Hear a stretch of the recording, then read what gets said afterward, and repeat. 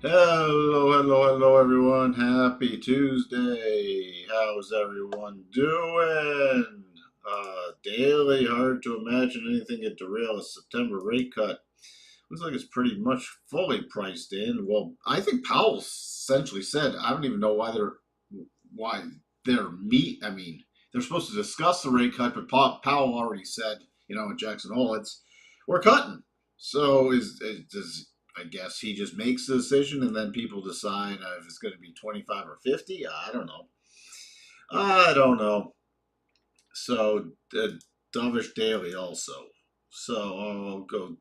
Where's where was it with Zelensky as like testing ballistic? There it is. You're kind of this is gonna this whole Russia Ukraine thing is gonna NATO slash us is not gonna end well.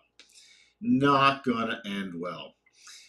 Sterling, we just had our trust redone, and I will be signing paperwork at 1 Eastern, signing all the new trust documents. Had to have it all redone in Arizona.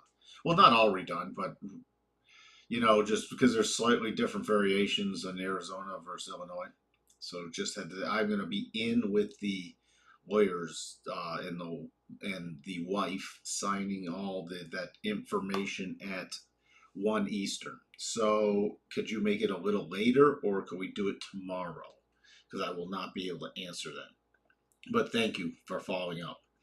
Uh, Good morning, by the way. Good morning. Good morning, Patrick. Good morning, Ro. Good morning, Jacob. What's this? If passed, the California Dream for All will offer 150,000 taxpayer-funded loans to illegal immigrants at 0% interest, down payments, taken by us. So what? All right. What about all the people who are? All right, that's just going to make the housing thing worse in California, by the way. But what about all the people who are here legally, whether you're a citizen or just have a green card? What about all those people? I don't understand any of this. And nobody can really explain it to me why there are more benefits for people who did not come here legally, and there are multiple ways you can come here legally. But why are there more benefits to people here illegally than went through the process? Good morning, Rangers. Good morning, Royal Palms. Hello, Charles. All right. So we had Redbook, actually Redbook holding up rather nicely, 5%. Case Shiller home price year over year up 6.5%, 0.6 month over month. So a little decline in the home price index month over month. Consumer confidence is coming out at 10. So I would not ignore that, especially with the slightly thinner markets. Richmond Fed, manufacturing and services comes out at 10. Dallas services comes out at 10:30, and all these are Eastern time, by the way. So that's where we sit. Again, we could get a little volatility. So far, we have a sideways correction, but we could get some minor volatility around that. See, I'm just waiting for somebody to answer this for me. It doesn't make any sense. What? All the presidents talk about it. It's no secret. They want to destroy the fabrics of society and unite the world in one world government. Okay, but giving money to illegal immigrants to buy homes, I don't see how. Fine, you know what? This whole one world government, that's not going to end well. Stock market concentration is getting worse. Yes, stock stocks now reflect 38% of the S&P 500 market cap. This all-time high of 39 seen in June. The implied correlations are super low. You messaged me about that. What was that last week already? Was that last week or Friday, Sterling? And when it gets to this level, you can get a lot of sudden and quick volatility. It's like the sandcastle getting unstable. Why bother becoming an American citizen? I mean, I wish we wouldn't be flushing this country down the toilet because I became an American citizen. I was born in Canada. I had to go through the whole process. So, don't I can talk about it. I went through the whole process, green card, everything. I took the test, did everything I needed to, jump through a lot of hoops. So I did it legally. So if you say, oh, I was born American or whatever, no, I wasn't. I was born in Toronto. So I can actually speak as an immigrant. I have dual citizenship because you never lose your Canadian one. But they don't make you give that up. But I'm an American. Now, again, thank goodness because of Trudeau in Canada. That's an even bigger disaster. And Canada used to be a fantastic country, but under Trudeau and everything else, garbage. This country has been headed down garbage for many years. It's really sad. All right. So we got that. We have a little. Let's just look at some of the other stuff. Market map. Red this morning. Sort of red.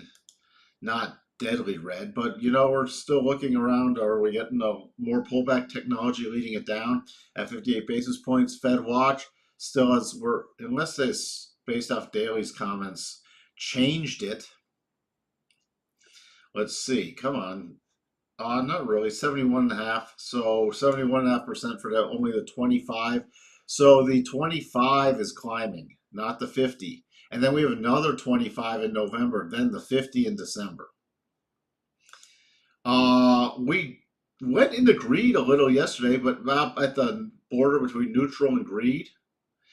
We dipped into greed a little yesterday. So that's sort of interesting. And the Schiller PE still 36.22. Very expensive. Earnings, nothing.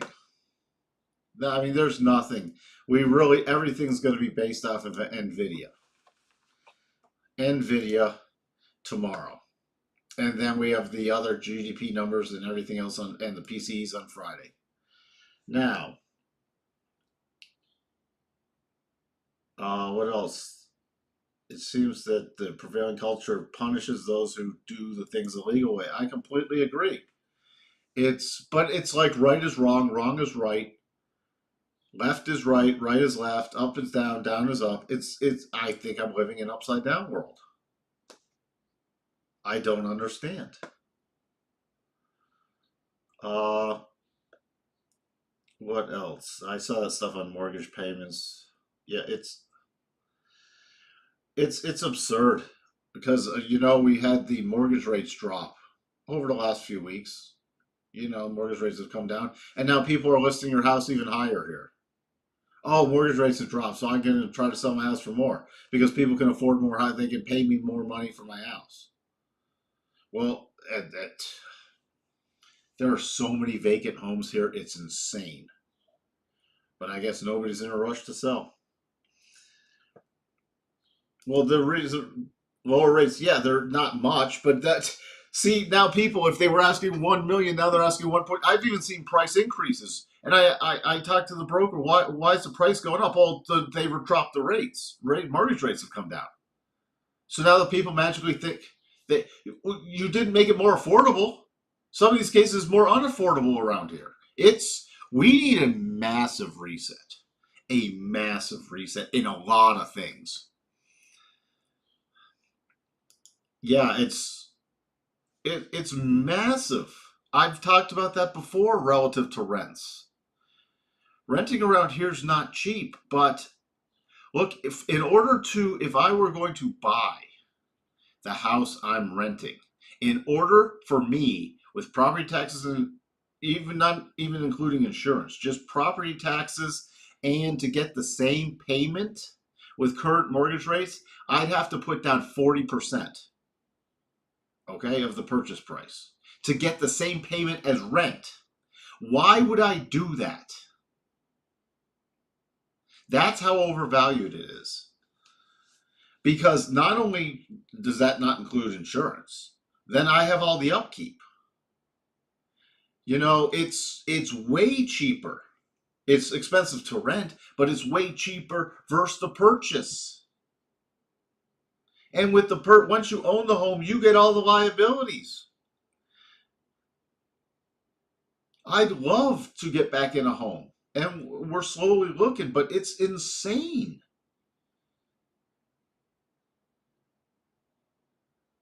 It's absolutely insane. And I'm looking not just in Scottsdale, I'm looking around the area. I'm looking, they're building some starter homes, down in southeast area of the valley. The starter homes now, and this is the starting price, so you can't actually get in at the starting price. The starting price is about 595,000 for starter homes. And by the time they're offering some, oh, these are completed, they're 750 to 795. That's a starter home. The kind, if you're not leveraged to the hilt, if you're, remember the historical rule was 28% of take home pay should be dedicated to housing. I'm talking to other agents. They're like, yeah, I'm getting through our brokers. We're getting people. They're at 56% of their take home pay to cover housing. 56%. If there's any hiccup, if one person has to take a wage cut or loses their job, these people are done for. And this is to get into starter homes. Oh, but they can still get in. They can still look. Let's do 50-year mortgages. Why? Then just rent. Why? Well, you're missing out on price appreciation. If it keeps going up from here, everything would be completely unaffordable. It's absurd. Even the weather needs a reset. Hey, Rich, how you doing? Uh, let's see.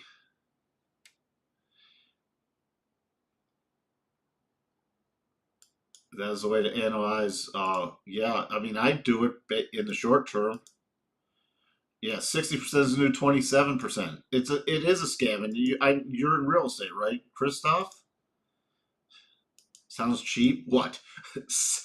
Close to 800,000 for a starter home? A starter home. It's a new build starter home, but it's a starter home. But these people, oh, well, we don't need a new build. People are asking, like, you need to redo gut rehab, put on a new roof. All the houses, if they're any okay size, they generally have two ACs still.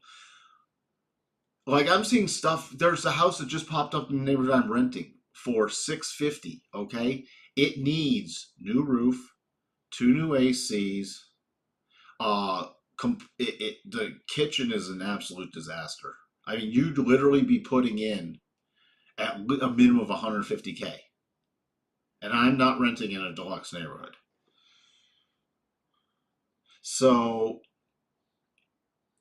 all right, you get in a house 650 is not a new build, fine, not a new build. I could care less. But I don't know a lot of people that can now fork over another 150K and work to bring it up to, hey, it's livable. You got to redo a roof and two ACs. Right there's not cheap, and that's without doing anything else. Bathrooms have not been touched since the 80s. Kitchen's not been touched since the 80s. Figure that out. At some point it's going to need a refresh. That you're still with a 40-year-old bathroom and kitchen. Might not have to be done right away, but you know what? It's not cheap. So, speaking of not cheap, we're in the. This is not a real estate stream, but so far, sideways correction. We have daily cycles heading down. We still have weekly cycles heading up, not topping yet. So we could still see another push higher. It's all going to initially depend on NVIDIA, though. If NVIDIA gives guidance or earnings are not good, that could derail the last little push higher. We still have a potential double top. Now, if this rotates back up,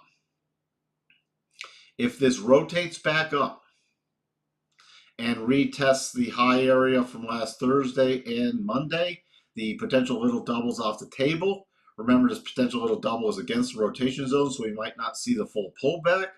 But if it closes on a 4-hour basis below 55.8275 it could start a little, instead of a sideways correction, more of a pullback correction. Targets 55.41, 55.22, 5,500. Where does that put us? Interesting enough, if this did trigger, first target's roughly at the bottom of the rotation zone. Second target's at the 50 EMA. And that's sort of, if we did come back down and close on a daily below the 50 EMA, I'd start getting a lot more edgy with this market. That I'd start looking for early possible bounce rollover entry signs. Now to the upside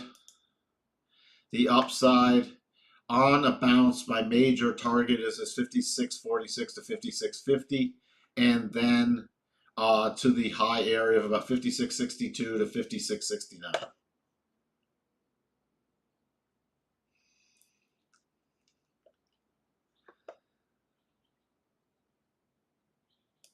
Well, Toronto's coming down in prices.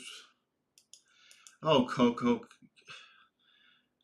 Always buy. There's a time to buy calls. There's a time to buy puts. There's time to put on butterflies. Okay. You sound like a broken record, Coco.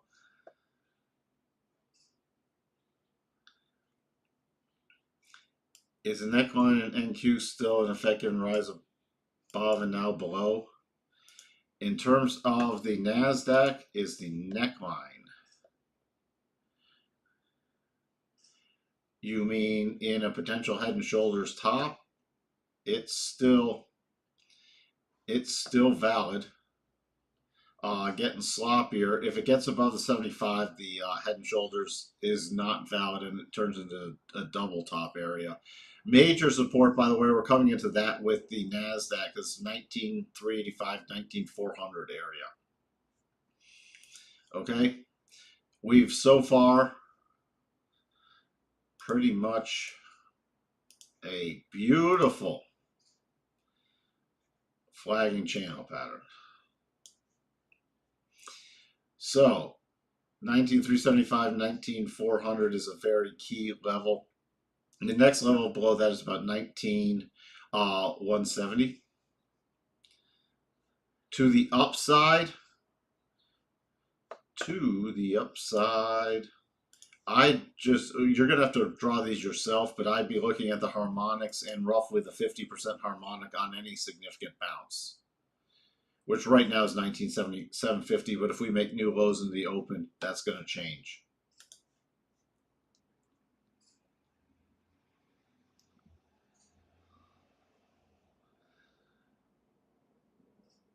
You're going to open a broker and only have a buy button? Okay. Why don't you just have it a crypto exchange then? Enough said right there. Dow still stalling out at the 87.5 level. Key support now coming in at back at 41,000. Nothing's changed since the levels yesterday. Russell hitting that 75. Key support coming in right around this 20,000 and 2002. Nothing's changed since yesterday. VIX, I'm still watching that 16 level. 16 is still very key. So far, we can have a pullback without, though, the VIX rising that much. So, but if we start dropping below 16, I'm more watching for the choppy to the upside, same as yesterday. We did not drop below 16, and we dropped slightly below it, but not really. I mean, yesterday was just it wasn't. We didn't get a lot of pullback and volatility. DAX finally did this hit it officially. 18,781, 18,780. So DAX finally hit that 78.5 and is pulling back. If it moves through that, again, it's completed the 87.5 rule. The next key area, there's pretty significant area right around 18,865. So that would be the next level, but this is definitely where I'd be raising a trailing stop from any longs in the DAX. The 10-year yield is really trying to build a base here. Could be a little break. I'm going to be watching 3.9. 3.9 is very key now. So this is climbing going into the information PCE and GDP numbers. The 10-2s is starting to move back towards zero, slowly edging up here. So we're back into steepening. Dollar index, still nothing's changed since yesterday. Still watching for a bottom formation with waning momentum. But nothing strong just yet. I should say if we do break out above about 150, then the next key target area for me is 174, and then major resistance is back at 101 in the short term. Crude closed above the 62.5, so I'm going to be watching for any re-entry plays to the long side, to the upside for the time being. So far, crude is just a minor little pullback. Gold, still potential double in play. So from a trailing perspective, again, I don't need to repeat myself because I said it a lot yesterday and nothing's changed. As long as the double doesn't trigger, it's still in the uptrend mode. Yen hit double bottom, potential double bottom territory. Still trend is down, but starting to lose a little momentum on yen strengthening, especially with the dollar potentially bottoming. So we could start seeing some more yen weakness come in, but nothing yet. Euro still holding right at a very key support level. If we start breaking below 111.15, 110.70.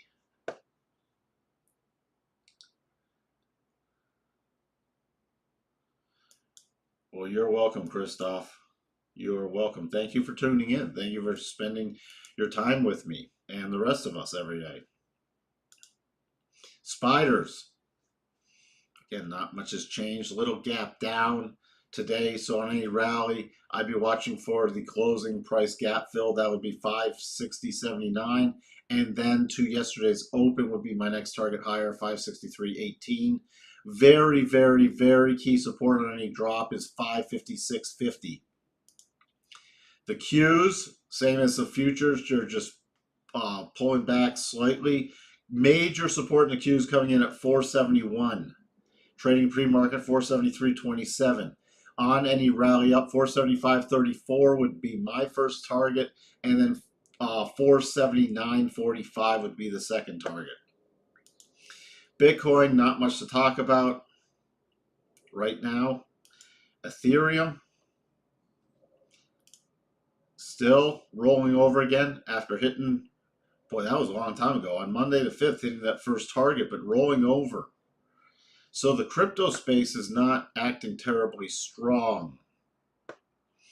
NVDA going into earnings so far, just a sideways correction, holding the daily rotation zone.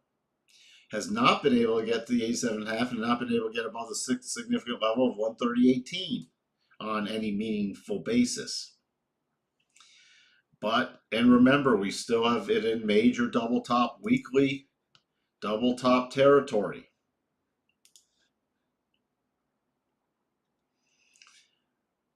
That's really about it. So, again, we're heading into the open. There's not much change today. Not much change today. Because everything's backloaded this week. So this, this is just a standard correction so far. If we start getting if we transition into getting a 4-hour close below 56.15, I will watch for a slightly bigger pullback, possibly to the areas of last Thursday's lows. Other than that, we're heading into a very key support area. Even just below this 62.5, you have a very key support area right below that. All right, so By the way, if we do get a bounce into the open, especially with some of the numbers coming out at 10 a.m. Eastern, consumer confidence, so in about 30 minutes, really watch if it starts bouncing, watch for a sustained move above 56.25. That's going to be the first area I'll sit up and take notice of, especially to go to possibly choppy long. All right. Thanks for tuning in. Hey, Sterling, will you send me a message? Just let me know you got the information. That I just want to make sure you heard me. And I will be back tomorrow morning to see how the markets look heading into NVDA earnings. And then remember GDP Thursday and PCE Friday. Until then, I'll talk to everyone later. Again, thank you for tuning in. Very much appreciated. Bye for now.